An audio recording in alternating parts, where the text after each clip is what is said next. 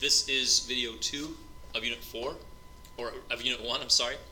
And here we will be talking about the SI units.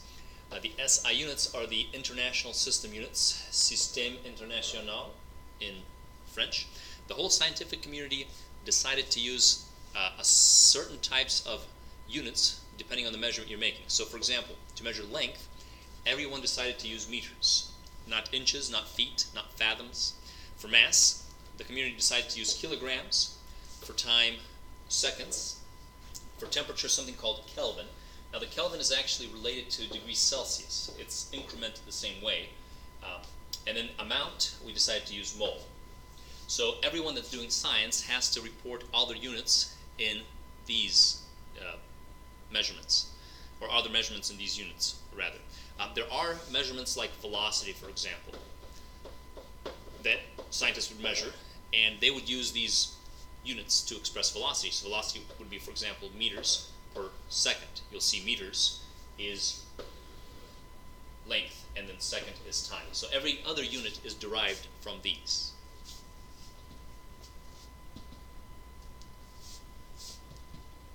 Almost.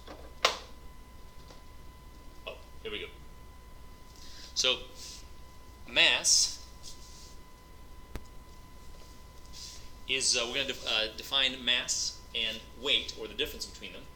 And oftentimes students think that mass and weight is the same thing, but mass turns out to be a measure, a better measure. It's the real measure of how much stuff something has, how much stuff is in the matter that we have.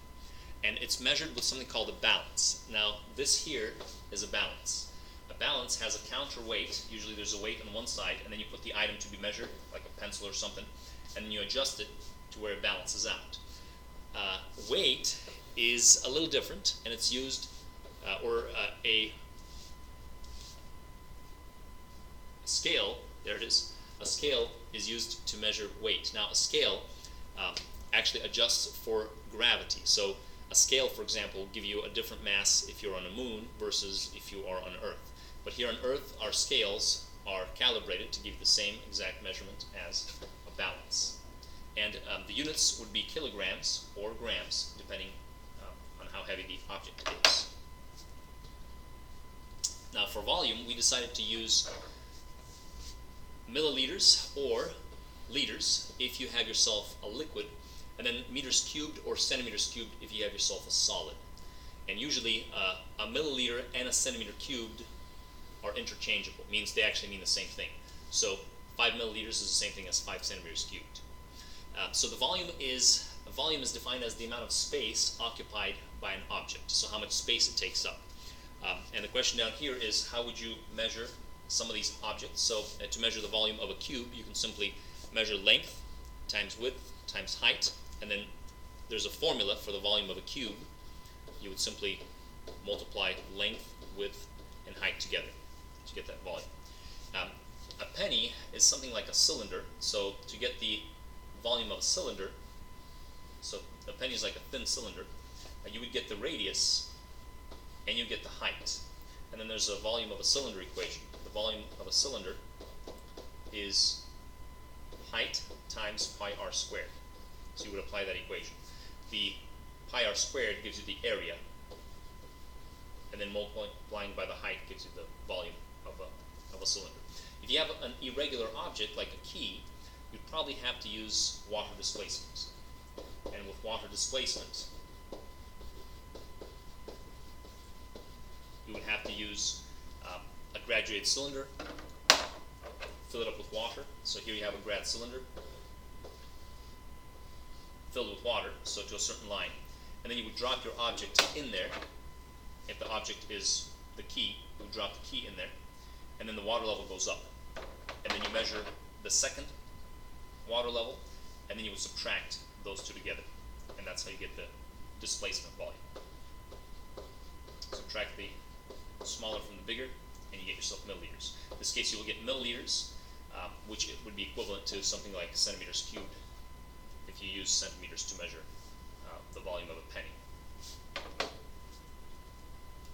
So here are the prefixes that we'll be focusing on. Now, any one of these measurements that we make, say if we use meters, for example, we can put these prefixes in front of them. And there are 5 that I will keep you accountable for. There are many more than 5, but these are the most most common 5. So kilo literally means 1,000. So if you have a kilometer, so if you have 1 kilometer, you literally have 1,000 meters. So this means 1,000, so you actually have 1,000 meters. And a kilometer is a long distance. If you have a centimeter, centi means, this is right here, is 1/100th. This actually is 1/100th of a meter. So a meter stick, for example, is broken down. If you take a look at a meter stick, is broken down to 100 or rather 100 centimeters, because each centimeter is 100th of a meter. If you have a millimeter is 1,000th. So this is actually 1,000 of a meter. So a meter stick should have 1,000 millimeters in it. Micro is 1/1,000,000th. Micro is used, for example, to measure really small things. So a microscope, for example, measures items on the micro level. So things like bacteria and cells. So this is actually 1/1,000,000th. So right here is 1/1,000,000th.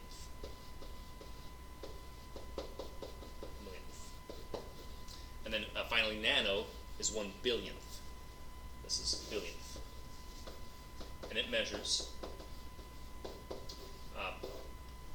things on the nanoscale are atoms and molecules, what we will learn about in chemistry. So now realize that these can be applied to anything. They can be applied to meters, they can be applied to grams, to seconds, really to anything you're measuring. You can apply these to. And one way to remember a millionth, for example here, if you take a look at a millionth, we know that a million has 6 zeros. So if you put the 0 in front of the decimal point, then you still have 1, 2, 3, 4, 5, 6 zeros, and that can help you remember that it's a million. You'll also notice that one of these, the kilo, is above, so it's bigger than 1, and the rest of them are actually below, so they're smaller than 1. We'll have to use these prefixes in measurements. We're actually going to do some example problems.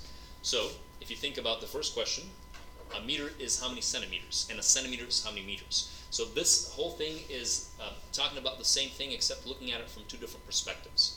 So if you have a big meter then, if you count, should have 100 centimeters in it. So 1 meter is 100 centimeters. Now, from the perspective of one of these centimeters, a centimeter is actually 1/100th of a meter. So 1/100th of a meter. These 2 things actually say the same thing, except from 2 different perspectives. So these are actually talking about the same idea. One is from the perspective of a big meter, and the other one is from the perspective of a small centimeter. Same thing with kilogram and gram. We know a kilogram is, kilo means 1,000. So if you have a kilogram, so if you have a weight that's a kilogram, that has 1,000 grams in it, 1,000 little grams. A good estimation of how heavy a kilogram is your standard textbook is actually a kilogram.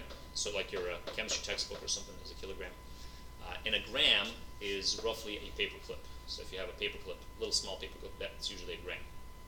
So from the perspective of a gram, though, a gram is 1,000th of a kilogram. So 1,000th is, if you put the 0 in front of the decimal, then you get your 3 zeros and a 1. This is 1,000th of a kilogram.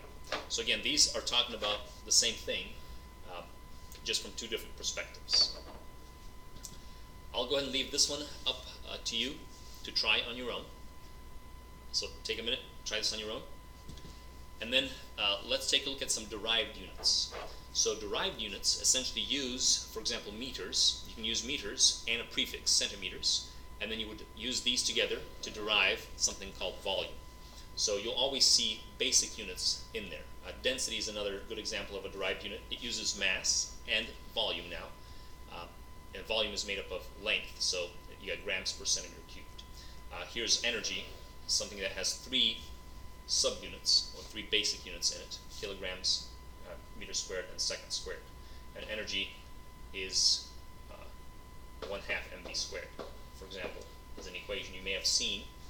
And m is the kilogram, the v is the velocity, which is meters per second. That's where that comes from. Okay, let's talk about accuracy and precision. Now, anytime we make measurements, we can talk about how accurate the measurement is. And this means how close the measurement is to the correct or accepted value. So for example, the mass of a penny should be 2.50 grams. That is the correct mass. Somebody measured 2.35. So we can talk about, is this measurement accurate? Precision is a little different. Precision is how close the measurements are to one another. So you usually make more than one measurement in lab. Say if you measured a bunch of masses of pennies, the first time you got 2.35, second time you got 2.33, and the third time you got we'll say 3.6. We'll say these are all grams. Your three measurements, if they're close to one another, if they match each other, which in this case they are pretty close to one another, they can be said to be precise. So precision is how close the measurements are to each other. Accuracy is how close the measurement is to the accepted value. And if you make three measurements, then you would have to take the average of these and then compare the average to the correct value. Visually, this is represented by darts.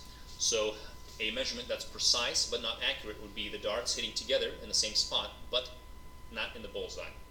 And then a measurement that is not precise and not accurate would be the darts kind of being all over the place.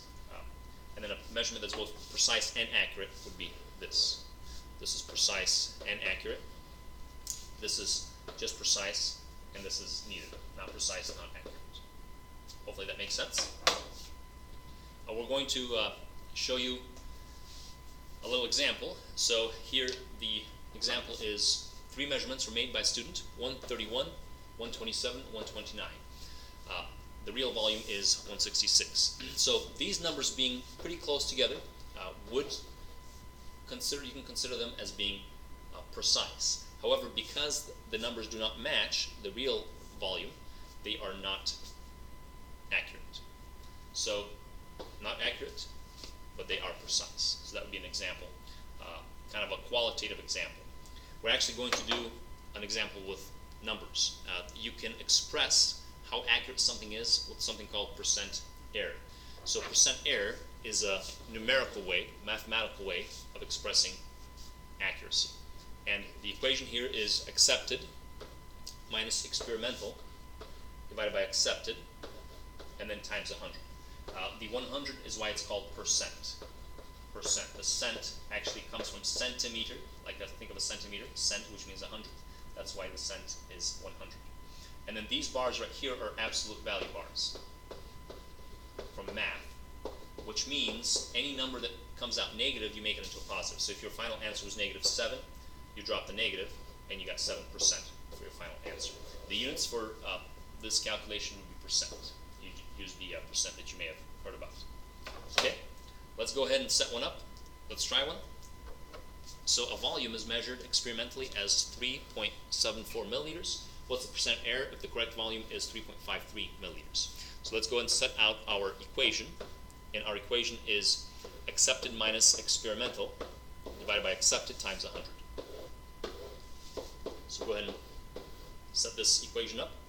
Our accepted value is 3.53. This is our accepted value, and this is our experimental value. So we'll just plug them in. So you got 3.53 minus 3.74 divided by the accepted, so 3.53. And then if you do absolute value to make sure it's positive, and then times 100. Go ahead and take a minute to try this, and hopefully the answer that you get is 5.95. Go ahead and put percent as the unit, and go ahead and use 2 decimal places. The reason why I use 2 decimal places comes from the fact that we had 2 decimal places here and here. It's actually because we have 3 total significant figures, 3 total, so we still want 3 total significant figures in the answer. So hopefully this wasn't too bad. Go ahead and try the last problem on your own, problem 2, and then this will wrap up the video.